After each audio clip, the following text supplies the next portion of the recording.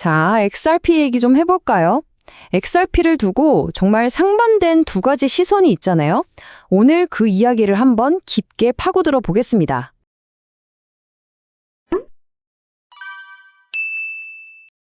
단순히 오늘 얼마 오르다 내렸다 하는 가격 차트만 볼 게 아니고요. 그 이면에 있는 XRP의 본질, 그 근본적인 딜레마를 들여다볼 겁니다. 도대체 XRP의 진짜 얼굴은 뭘까요? 보통 많은 분들이 XRP 하면 딱 이걸 떠오르시죠? 엄청난 변동성이요. 여기 보세요. 지정학적인 이슈 같은 큰 뉴스 하나 터지면 주말 사이에 그냥 26%가 떨어지고 정말 아찔한 롤러코스터를 타는 거죠. 네, 바로 이 지점. 그러니까 XRP를 아주 투기적인 자산으로 보는 이 관점에서부터 이야기를 시작해 보겠습니다. 전문가들이 보기에는요, XRP 가격이 정말 좁은 박스권 안에서 갇혀서 움직인다는 거예요. 뭐 군사 충돌이 일어났다, 휴전 협상을 한다, 이런 온갖 뉴스에 일일이 반응하면서 말 그대로 예측이 불가능하게 움직이는 거죠. 그런데 말이죠, 정말 재밌는 건 XRP의 진짜 목적, 그 본질은 우리가 지금 보고 있는 이 가격 움직임이랑은 아예 다른 차원의 이야기일 수 있다는 겁니다. 여기 분석가의 말을 한번 들어보시죠. 어떤 나라도 다른 나라 통화가 자기 경제의 중심이 되는 걸 원치 않는다. 자,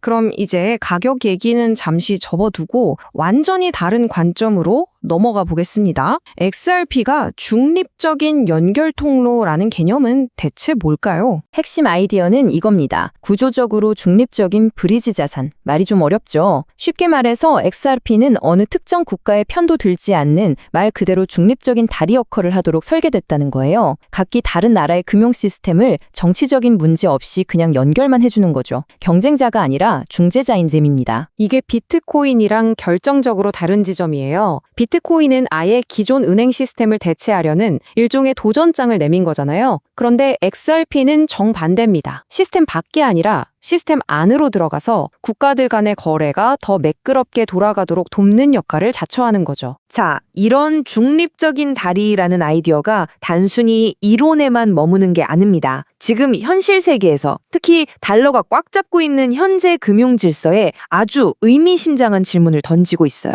바로 브릭스 국가들의 움직임입니다. 이들 국가가 미국 달러에 대한 의존도를 줄이려고 한다는 건 잘 알려진 사실이죠. 그런데 그 대안으로 XRP의 기반 기술인 XRP 원장을 비밀리에 테스트하고 있다는 보도가 나오고 있습니다. 특히 브라질 중앙은행 같은 경우는 아주 적극적으로 실험에 나섰다고 하고요. 이게 바로 탈달러화라는 거대한 흐름의 한 단면인 거죠. 이게 그냥 더 빠르고 싼 기술을 찾는 차원의 문제가 아닙니다. 근본적으로는 미국의 금융 제재 같은 외부 압력에서 벗어나서 우리 경제의 운전대를 우리가 직접 잡겠다는 신흥국들의 강한 의지가 담긴 굉장히 지정학적인 움직임이라고 봐야 합니다. 와, 그럼 정말 거대한 변화가 코앞에 닥친 걸까요? 자, 여기서 한번 냉정하게 현실을 짚어볼 필요가 있습니다. 이 모든 이야기가 지금 당장 현실 금융세계에 얼마나 큰 영향을 미치고 있을까요? 이 숫자를 한번 보시죠. 2.2% 미만. 이게 뭘 의미하냐면요. 2018년에 나온 연구 결과인데 암호화폐 시장의 변동성이 주식이나 채권 같은 전통 금융시장에서 오는 영향은 2.2%도 채 안 된다는 뜻입니다. 그러니까 한마디로 아직까지 암호화폐 시장은 자기들만의 세상에서 움직이고 있다는 거죠. 전통 금융 시스템과는 상당히 단절되어 있다는 얘기입니다. 결국 XRP가 전 세계를 잇는 다리가 되겠다는 그 원대한 비전은 아직은 현실이라기보단 미래에 대한 약속에 가깝다고 봐야겠죠? 자, 그럼 이제 두 이야기를 합쳐볼 시간입니다. 한쪽에서는 투기적인 롤러코스터, 다른 한쪽에서는 미래 금융 인프라, 이 엄청난 간극을 어떻게 이해해야 할까요?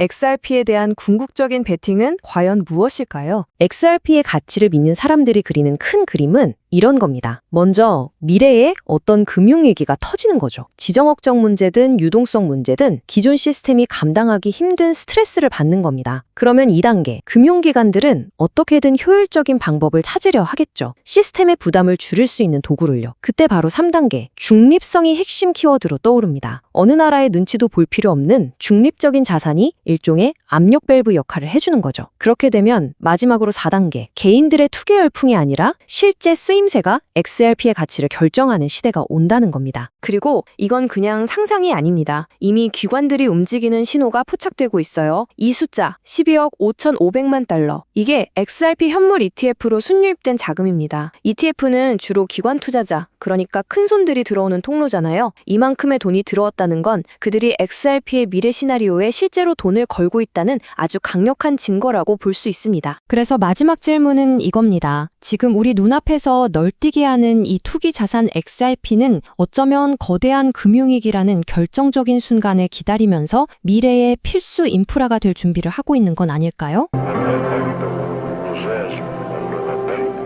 في أكمل